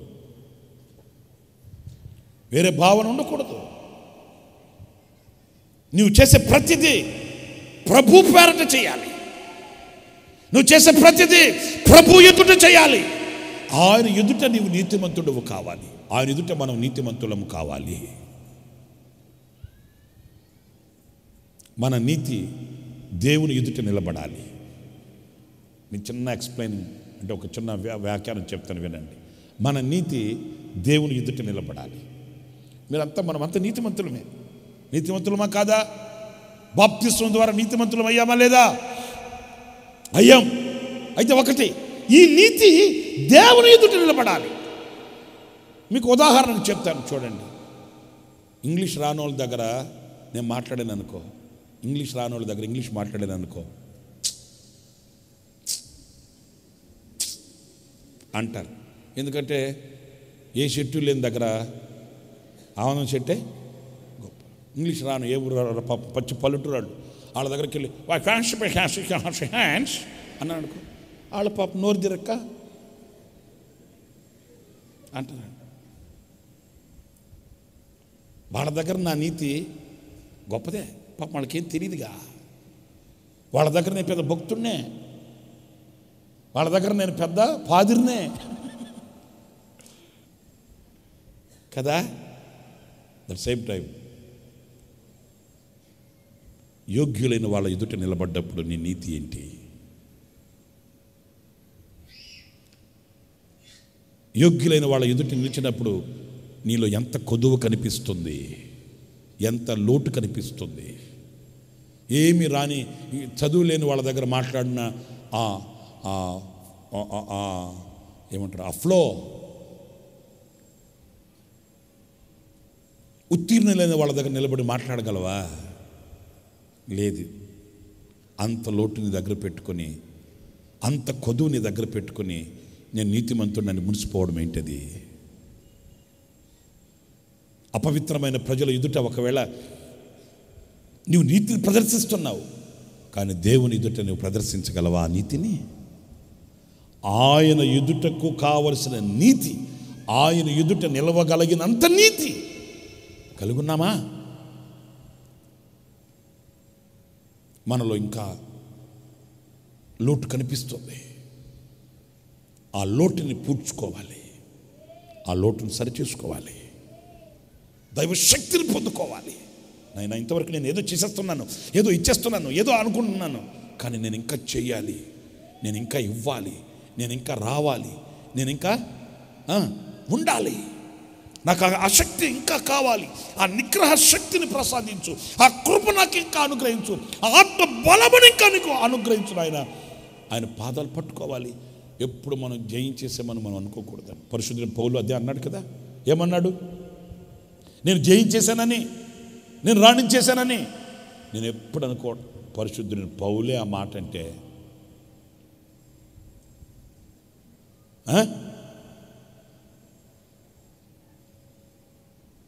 అలసి సొలసి సొక్కి సొమ్మసిల్లిపోయి చెట్టు కింద కూర్చొని ఒక ప్రార్థన చేశాడు. ఏమన్నాడు? ఇంత మట్టుకు దేవుడు అన్నాడు చాలదు. ఈయన అంటాడు, ప్రభువా, నా పితరుల కంటే నేను గొప్పవాడే కాదు, అందరు భయపడిపోయారు. ఇశ్రాయేలీయులలో నేను ఒక్కడినే శేషించబడిన వాడిని, నేను ఒక్కడిని వీరుడిని, నేను ఒక్కడినే శూరుణ్ణి, అంత పరిచయం చేశా, అగ్నిని దింపా, వర్షాన్ని ఆపా, ఇక చాలు ఈ సేవ. దేవుడు అంటాడు చాలదు. నువ్వు అగ్ని దింపినా, వర్షాన్ని కురిపించినా, వర్షాన్ని ఆపినా ఇక చాలు నన్ను అనుకుంటున్నావు. చాలదు, ఇంకా నువ్వు చేయవలసింది లోటు చాలా ఉంది. నేను ఈ వాక్యాన్ని తలపోసుకునేటప్పుడు అదే అనుకున్నాను. అన్నాడు ఒకప్పట్లో యేసన్న గారు, సేవకుల సదస్సులో చెప్పాడండి మాతో. సేవకుల సదస్సులో ఏమన్నాడంటే, నాకు 50 సంవత్సరాలు దాటితే కాస్త నేను బయట తిరిగేది కొంచెం తగ్గించుకొని సంఘాల వైపు మైండ్ పెడతాను, సంఘాల వైపు తిరుగుతాను, సంఘాలను దర్శిస్తాను అని అనుకున్నాను అన్నాడు. 50 సంవత్సరాలు దాటిన తర్వాత ఏమన్నాడు తెలుసా? నాకు ఇంకా దర్శనం విశాలపరచబడింది అన్నాడు. సరే అయిపోయిందా? మరలా అన్నాడు ఒక సేవకుల సదస్సులో, తూచి, ఇప్పుడు దాకా చెప్పిన తూచి, 60 సంవత్సరాలు దాటిన తర్వాత ఇంకెక్కడికి వెళ్ళను, గోరంట్లలో కూర్చొని గోరంట్ల సంఘాన్ని కాచుకుంటూ, వచ్చిన ప్రజలకు ప్రార్థన చేసుకుంటూ, వచ్చిన ప్రజలకు వాక్యం చెప్పుకుంటూ 60 సంవత్సరాల తర్వాత ఇంకెక్కడికి వెళ్ళను రా, అంతే, ఇది ఖచ్చితం అన్నాడు. అందరం అట్టే అనుకున్నాం. 60 సంవత్సరాలు దాటిన తర్వాత అన్నాడు, ఆఖరి శ్వాస వరకు తిరుగుతా. కాదా 50 సంవత్సరాలకే అట్లాంటివి, 60 సంవత్సరాలకే ఇట్లాంటివి, మరలా ఇప్పుడంటే అన్నాడు 50 సంవత్సరాలకి 60 సంవత్సరాలకి కాదు, నా తుది శ్వాస వరకు, ఆఖరి శ్వాస నన్ను విడిచేంత వరకు, నా శక్తి ఉన్నంత వరకు ఆయన పని చేస్తూ చేస్తూ చేస్తూ ఆన్ డ్యూటీలోనే వెళ్ళిపోతా అక్కడికి. ఎందుకంటే ఇది చాలు చాలు చాలు అనుకునే రోజు కాదు ఇది. దైవజనుడు అదే అన్నాడు కదా. ఏమన్నాడు? ఇంత సేవ చేసేందుకు చాలు, ఇంత పరిచయం చేసేందుకు చాలు, ఇంత భక్తిలో ఉన్న చాలు అంటే దేవుడు అన్నాడు. ఎవడ చెప్పాడు? నువ్వు అనుకుంటున్నావు చాలు అని. నేను చెప్తున్నా చాలదు. నువ్వు బహుదూర ప్రయాణం వెళ్ళాలి. నీకు విస్తారమైన పని ఉంది, నీకు గొప్ప పరిచర్య ఉంది, నువ్వు చేయవలసింది ఇంకా చాలా ఉంది. అంటే నీ దృష్టి వేరు, ఆయన దృష్టి. మనమేమనుకుంటున్నావు? ఇంత రిక్కచ్చుగా ఉంటున్నాను, ఇంత పక్కడబోద్దుగా ఉంటున్నాను, ఉదయాన్నే లేచి ఒక అధ్యాయం చదువుతున్నా, సాయంకాలం ఒక అధ్యాయం చదువుతున్నా, ఇదేం టానిక్ తాగడానికి, ఇంకా అంతకంటే ఇంకేం కావాలి? దేవుడు అంటాడు కాదు, నువ్వు చేయవలసింది ఇంకా ఉంది, నువ్వు మారవలసింది ఇంకా ఉంది, నీళ్ళు కొదువు ఇంకా కనిపిస్తూనే ఉంది, దాన్ని ఫుల్ఫిల్ చేయాలి. దేవునితో నడవడం. హల్లెలూయా, హల్లెలూయా, హల్లెలూయా. దేవునితో, ఆయన నీతిమంతుడై దేవునితో నడిచాడు. నా ప్రియమైన సహోదరులారా, ఆ తరమ వారిలో ఒకే ఒక్కడు. ఆఖరికి ఇంకొక మాట చెప్పి ముగించేస్తాను. అదేంటంటే పరిశుద్ధ గ్రంథంలో మీరు చూస్తారు ఆ మాటని. యెహోషువ గ్రంథం 1వ అధ్యాయం 1-2 వాక్యాలు చదువుతారండి. యెహోవా సేవకుడైన మోషే మృతి నొందిన తరువాత యెహోవా నూను కుమారుడును మోషే పరిచారకుడునైన యెహోషువకు ఇలాగ సెలవిచ్చాను. దేవుడు ఇలాగ సెలవిస్తున్నాడట ఈ యెహోషువకి. ఏంటో విందాం. నా సేవకుడైన మోషే మృతి నొందెను. నీవు లేచి, ఇక్కడ చూడండి, ఎవరు అందరు చెప్పండి, ఎవరు? యెహోషువ. మోషే మృతి నొందాడు, చనిపోయాడు. ఇప్పుడు నీవు లేచి, నేనంటాను ఇశ్రాయేలీలు ఎంతమంది ఉన్నారు అమ్మా? ఇశ్రాయేలీలు ఎంతమంది ఉన్నారు? లక్షల మంది ఉన్నారు. మరి ఈ లక్షల మందిలో యెహోషువని మాత్రమే దేవుడు ఏర్పాటు చేసుకోవడానికి గల కారణం ఏంటి? ఈ లక్షల మందిలో యెహోషువని నీవు లేచి, మరి వీళ్ళంతా వద్దా? వీళ్ళంతా అవసరం లేదా? వీళ్ళందరినీ పోషించట్లే? వీళ్ళందరి కొరకే బండను బ్రద్దలు చేసి నీళ్లు పారేటట్లు చేయలా? మన్నా కురిపించలా? వాళ్ళంతా నీ పిల్లలు కాదా? వాళ్ళంతా నా పిల్లలే. వాళ్ళందరిని పోషించింది నేనే. వాళ్ళందరికీ మాంసం కావాలంటే పూరేళ్ళు కురిపించింది నేనే. వాళ్ళందరికీ మళ్ళీ మన్నా ఇచ్చింది నేనే. మరి వీళ్ళంతా పోషించింది నువ్వే, వీళ్ళందరికీ నాయకుడు నీవే. మరి నీవు లేచి అని ఒక్క యెహోషువని ఎందుకు లేపుతున్నావు పైకి అంటే, ఈ ఇశ్రాయేలీల కాల్బలం అంతటిలో యెహోషువ ఒక్కడే. యెహోషువ నమ్మకమైన పరిచారకుడు అంట. హల్లెలూయా చెప్పండి, హల్లెలూయా. ఎలాంటి వాడండి? సిన్సియర్, నమ్మకమైన వాడు. నా సేవకుడైన మోషే మృతి నొందిన తర్వాత ఇదిగో యెహోషువ, కుయుక్తిగా మాట్లాడేవాడు కాదు నువ్వు, వంచనగా మాట్లాడేవాడు కాదు నువ్వు. వీళ్ళ దగ్గర ఈ మాట, వాళ్ళ దగ్గర ఒక మాట, స్వార్థప్రియుడివై నీ స్వార్థాన్ని నువ్వు చూసుకుంటూ ప్రవర్తించిన వాడివి కాదు. నీవు నా ఎదుట నమ్మకమైన పరిచారకుడు కనుక నేను నీకు ఇస్తున్నాను, నువ్వు లే. నాకు బాగా నచ్చిన అనుభవం ఏంటంటే, యెహోషువలో ఒక మాట చెప్పేస్తాను. దేవుడు తన సేవకుడైన మోషేకి ఆజ్ఞాపించేవాడంట. నేను 1-2 సార్లు కూడా చెప్పా. ఈ సందర్భం మరొకసారి చెప్తా. దేవుడు తన సేవకుడైన మోషేకి చెప్పేవాడంట. ఎలా చెప్పేవాడు? దేవుడు మోషేతో ఎలా చెప్పేవాడు? ఒక మాట నేను పరిశుద్ధ గ్రంథం నుంచి చెప్పాలంటే ఆజ్ఞాపించెను అని రాయబడి ఉంది. దేవుడు ఎలాగ చెప్పాడు?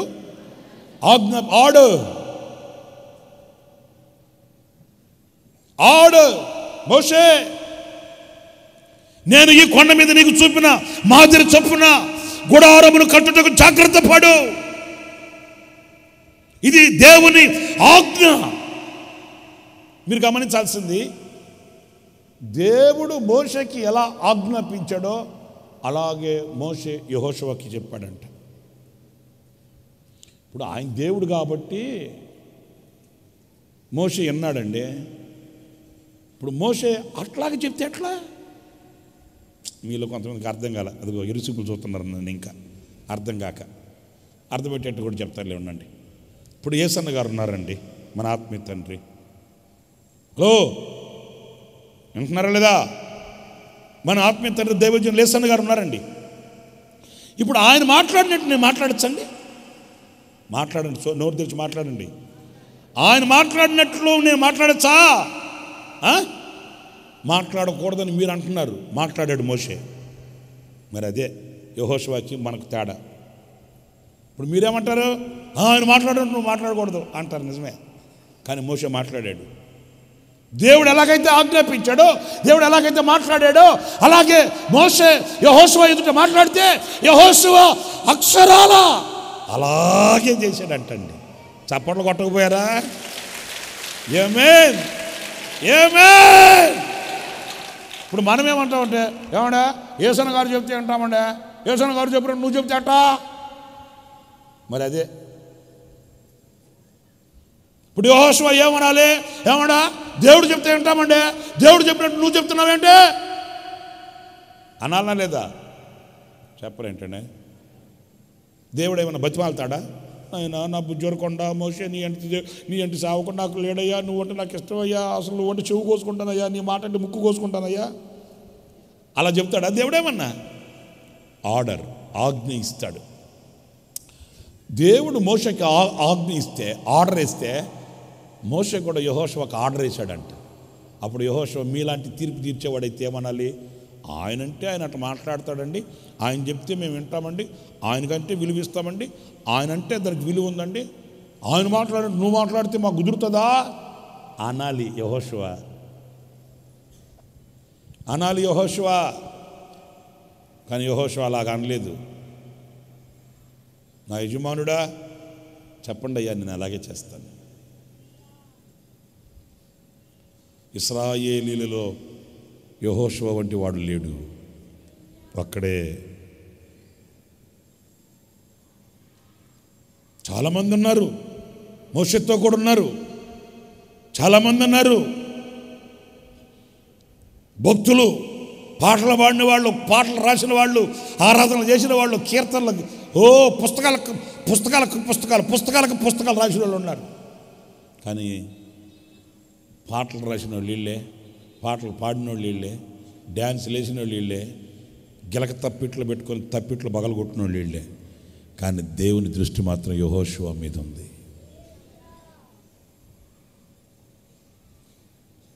యెహోషువ ఎప్పుడు కూడా స్వార్థప్రియుడు కాలేదు. యెహోషువ ఎప్పుడు కూడా చేదైన వేరు హృదయంలో మొలవనివ్వలేదు. ఆ తరము వారిలో, ఆ కాల్భాలం ఎదుట ఇశ్రాయేలీలందరిలో యెహోషువ నమ్మకమైన పరిచారకుడై దేవుని దృష్టి ఎదుట, దేవుని ఎదుట పరిచర్య చేశాడు. ఒక్కడు యెహోషువ, ఒక్కడు నోవాహు, నిష్కళంకురాలైన సంఘం ఒక్కటే, పరిశుద్ధుడైన దేవుడు ఒక్కడు. యోబుని గురించి మీరు ఇంకో మాట చదువుతారు. యోబుని గురించి 1వ అధ్యాయం 1వ వాక్యం. ఊజు దేశమునందు దేశమంతా యోబు, దేశమందును యోబు అను ఒక మనుషుడుండెను. అతడు యథార్థవంతుడును న్యాయవంతుడునై దేవుని యందు భయభక్తులు కలిగి చెడుతనమును విసర్జించినవాడు. ఏది? ఎక్కడ? మరి భారతదేశం అంతట్లో నిన్నొక్కడిని ప్రభు చూపించగలడా? భారతదేశం అంతట్లో, భారతదేశంలో ఎన్ని రాష్ట్రాలు? చదువుకోవట్లే మీరు? చదువుకుంటున్నారా, సద్దనం తింటున్నారా? చెప్పండి, ఎన్ని రాష్ట్రాలు?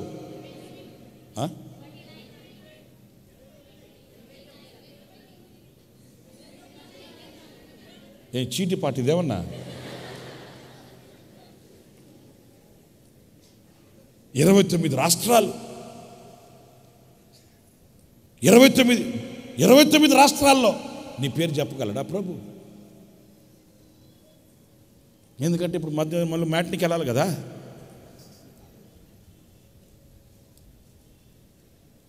దేవుడి దేవుళ్ళు అలాంటి సరుకు మన దగ్గర లేదులేండి. దేవునికి మహిమ కలుగుగాక. హల్లెలూయా, హల్లెలూయా, హల్లెలూయా. ఉన్నారా ఏంటి?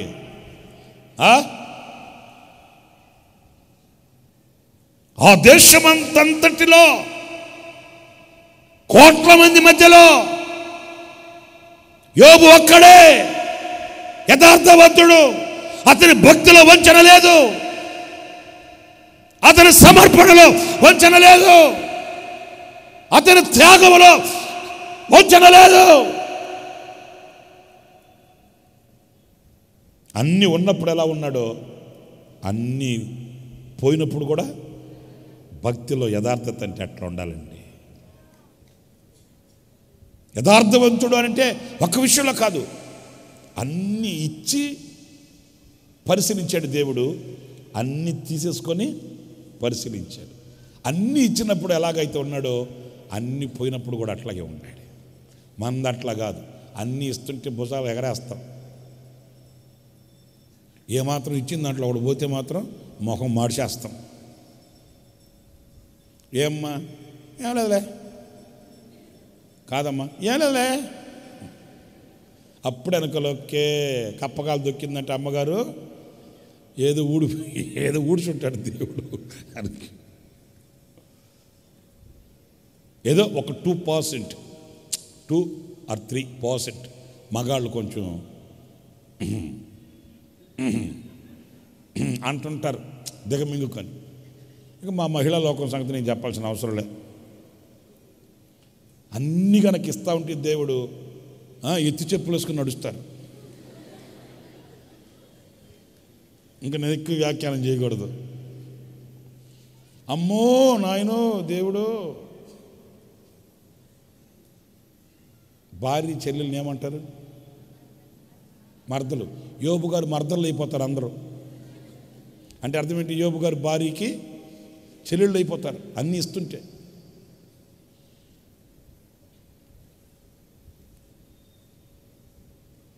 అన్ని దేవుడు కనుక అన్నీ అనుగ్రహిస్తుంటే వారానికి 2 రోజులు షాపింగ్,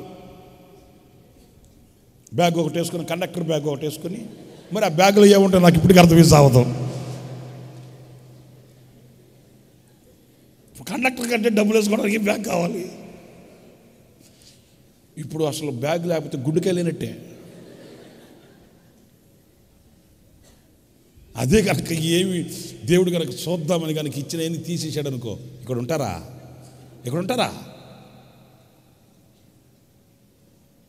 యోబులో ఉన్న యథార్థత అదే.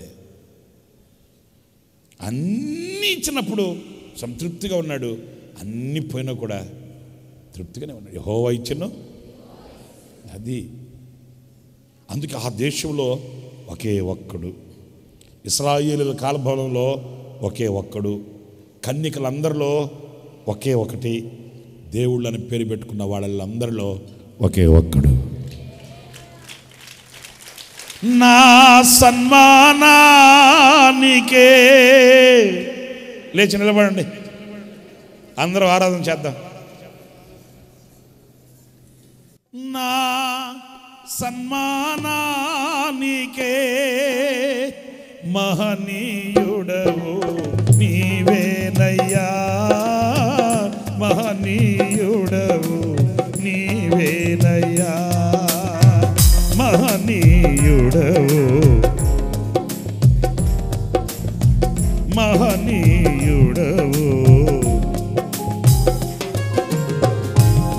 నా సన్మానానికే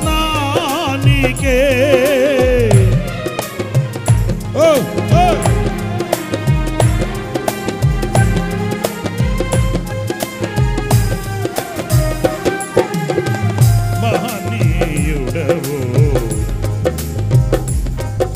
ఓ నూతన క్రియలు చేయుచున్నానని నీవు సెలవీయగా, నా ఎడారి జీవితమే సుఖ సౌఖ్యము కాగా, నూతన క్రియలు చేయుచున్నానని నీవు సెలవీయగా, నా ఎడారి జీవితమే సుఖ సౌఖ్యము కాగా, నారణ్యరోదన ఉల్లాసముగా పారిపోయెనే,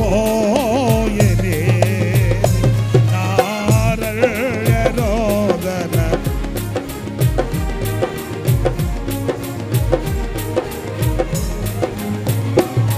కృపా సత్య సంపూర్ణుడా, సర్వలోకానికే చక్రవర్తివి నీవే యేసై. వర్షిప్ అందరూ చప్పలు కొడుతూ స్వరమెత్తి పాడండి. నా సన్మానానికే మహనీయుడవు నీవేనయ్యా, మహనీయుడవు నీవేనయ్యా, మహనీయుడవు నీవేనయ్యా, మహనీయుడవు నీవేనయ్యా, మహనీయుడవు నీవే యేసయ్యా, మహనీయుడవు నీవేనయ్యా. నా సన్మానానికే మహనీయుడవు. అందరూ నా సన్మానానికే మహనీయుడవు నీవేనయ్యా, మహనీయుడవు నీవేనయ్యా. నా సన్మానానికే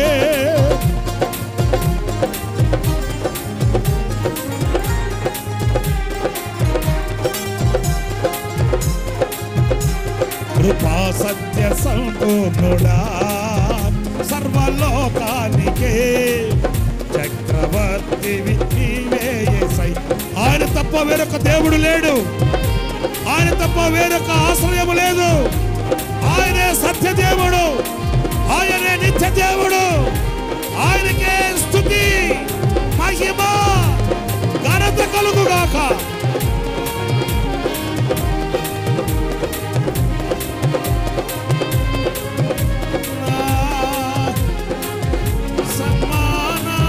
సన్మానానికే నా సన్మానానికే మహనీయుడవు నీవేనయ్యా, మహనీయుడవు నీవేనయ్యా, మహనీయుడవు నీవేనయ్యా.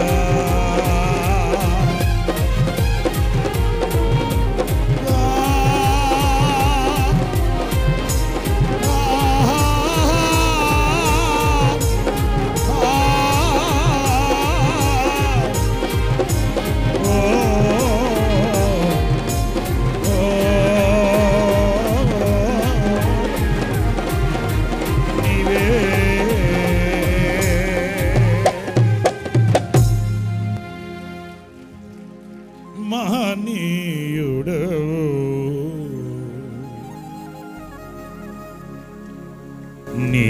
నీవేనయ్యా.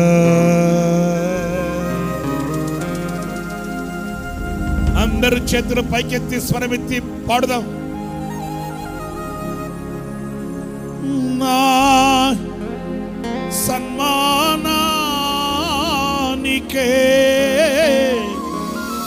మహనీయుడవు నీవేనయ్యా, మహనీయుడవు నీవేనయ్యా. మరొకసారి నా సన్మానానికే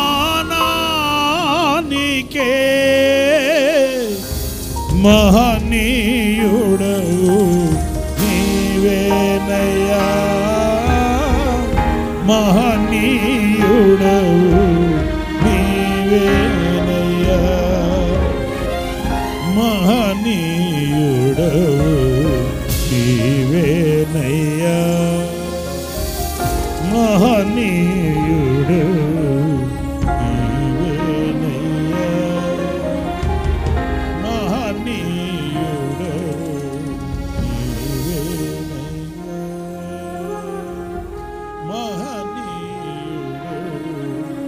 నీవేనయ్యా,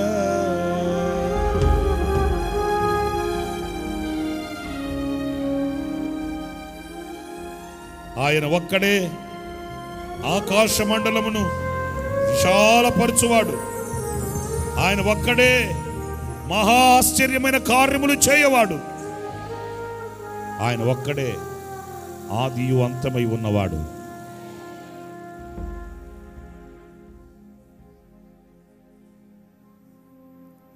అరువది మంది రాణులను 80 మంది ఉపపత్నులను లెక్కకు మించిన కన్యకలు కలరు. కానీ నా పావురము, నా నిష్కళంకురాలు ఒక్కటే. ఆ తరము వారిలో నా ఎదుట నీతిమంతుడు ఒక్కడే. ఆ దేశమందు నా ఎదుట యథార్థవంతుడు ఒక్కడే. ఇశ్రాయేలీయుల కాల్బలములో నమ్మకమైన పరిచారకుడు ఒక్కడే. ఆ ఒక్కడే అనే స్థానంలో సంఘం మనం నిలిచి ఉండాలి. మనల్ని గురించి ప్రభు సాక్ష్యం చెప్పగలగాలి. కొదువైన వాటిని మనం ఫుల్ఫిల్ చేసుకోవాలి. తీసివేయవలసిన వాటిని తీసివేయాలి. క్రీస్తుకు కలిగిన సమానమైన సంపూర్ణతకు మనం ఎదగాలి. అలాంటి కృప మనందరికీ ప్రభు అనుగ్రహించునుగాక. ప్రార్థన. పరిశుద్ధుడైన తండ్రి, ఆశ్చర్యకరుడానికి స్తోత్రాలు. ఈ 2వ నెల, ఈ మొదటి పునరుత్థానపు ఆరాధనను మహిమకరంగా మీరు జరిగించారు. మీరు మా మధ్యలోకి దిగివచ్చి మా స్తుతుల మీద ఆసీనులై నైనా మా మధ్యలో ప్రభువా మా ఒక్కొక్కరితో సూటిగా మాట్లాడినందుకు ఆయనకి స్తోత్రాలు చెల్లిస్తూ ఉన్నాను తండ్రి. నీవు ఒక్కడవే ప్రభువా, లోకమంతటిని సృజించిన వాడువు, ఆకాశమును విశాలపరిచిన వాడువు, మహాశ్చర్యమైన కార్యములు చేసిన వాడువు, ఆది అంతమయున్న గొప్ప దేవుడువు. నిన్ను పోలిన వారెవ్వరు లేరు నైనా, నీకు ముందున్న వారెవ్వరు లేరు తండ్రి. నీవు పరిశుద్ధుడువయ్యా, నీకు స్తోత్రం. నీకు సాటి ఎవరు లేరు ప్రభువా, నీకు స్తోత్రాలు తండ్రి. ఆ ఒక్కడిగా ఉన్నటువంటి నిన్ను మేము ఆరాధించే భాగ్యం మీరు మాకు అనుగ్రహించినందుకై స్తోత్రం. మా మనస్సు మరెవ్వరి వైపు త్రిప్పబడకుండా మీ మీద కేంద్రీకరించి మిమ్మల్ని ప్రభు ఆరాధ్య దైవముగా భావించి నేను ఘనపరచగలిగే కృప మీరు దయచేయమని ప్రార్థిస్తున్నాను తండ్రి. నీకు స్తోత్రం. ఎంతోమంది ఉన్నారు కానీ నీ పావురము నిష్కళంకురాలని మీరు సెలవిచ్చారు తండ్రి. నీ స్తోత్రం. మడత మచ్చ డాగు లేనటువంటి ఆ నిష్కళంకమైనటువంటి పావురముగా మేము ఒక్కొక్కరు మారునట్లు మీరు సహాయము చేయమని ప్రార్థిస్తున్నాను. పరిశుద్ధపరచండి నైనా నా తండ్రి. నీకు స్తోత్రం. ఆ తరములో నీతిమంతుడు నోవాహు ఒక్కడే ప్రభా. మేము కూడా అలా నీతిమంతులముగా నీ ఎదుట నడవడానికి మీరు కృప చూపించమని ప్రార్థిస్తున్నాను. లక్షల కాల్బలం ఇశ్రాయేలు ప్రజలు నమ్మకమైన పరిచారకుడు ఒక్కడే యెహోషువ. ఇదిగో ప్రభా, మేము కూడా అలా నమ్మకమైన పరిచారకులముగా నడిపించబొట్టుకు మీరు సహాయము చేయండి. దేశమంతటిలో యోబు ఒక్కడే యథార్థవంతుడు ప్రభా. నీ స్తోత్రం నైనా. మేము నీ సన్నిధిలో మీ చేత ప్రభా తండ్రి యథార్థవంతులమని పిలువబడగలిగే ఆ కృప, అటు సాక్ష్యం పొందగలిగే కృప మీరు మాకు దయచేయమని ప్రార్థిస్తున్నాను తండ్రి. ఈ మాటలు మా హృదయంలో భద్రపరుచుకొని ప్రభా వాక్యానుసారంగా నడిచి మీ సన్నిధిలో ప్రభా మీకు సాక్షులుగా బ్రతకడానికి కృప చూపించండి. చేరి వచ్చిన బిడ్డలందరినీ మీరు దీవించి మీ సన్నిధిలోని మేళ్ళు చేత తృప్తిపరచమని ప్రార్థిస్తున్నాను. ఎన్నో సమస్యలతో అక్కర్లతో నీ సన్నిధికి నీ బిడ్డలు వచ్చారు ప్రభా. వారి సమస్యలన్నింటినీ పరిష్కరించండి, వారి అక్కర్లన్నింటినీ తీర్చండి, వారి కన్నీటిని నాట్యముగా మీరు మార్చండి తండ్రి. వారి హృదయంలో ఉన్న దుఃఖం ఎగిరిపోనట్లుగా, వారికి నిత్య ఆనందము కలుగునట్లుగా మీరు ఆశీర్వదించండి. ఆరోగ్య క్షేమాలు మీరు దయచేయమని ప్రార్థిస్తున్నాను. నీ దాసుని ఇంకొను మీరు బలపరిచి అభిషేకించి వాడుకోనండి. మీరు అక్కడకు రాజ్యానికి నన్ను మమ్మను పరిశుద్ధపరిచి సిద్ధపరచమని సమస్త ఘనత మహిమ ప్రభావములు నీకు ఆరోపించుకుంటూ నజరేయుడనే యేసు నామం అడుగుచున్నాను తండ్రి. ఆమేన్. మన ప్రభువు అయిన యేసుక్రీస్తు కృప, తండ్రి అయిన దేవుని ప్రేమ, పరిశుద్ధాత్మనందలి అన్యోన్యమైన సహవాసం, సన్నిధి, సముఖం ఈ ఆరాధనలో పాలు పొందిన ఒక్కొక్కరికి సకల కొడి పరిశుద్ధులకు సదాకాలం తోడయండి నడిపించునుగాక. Amen, amen, amen.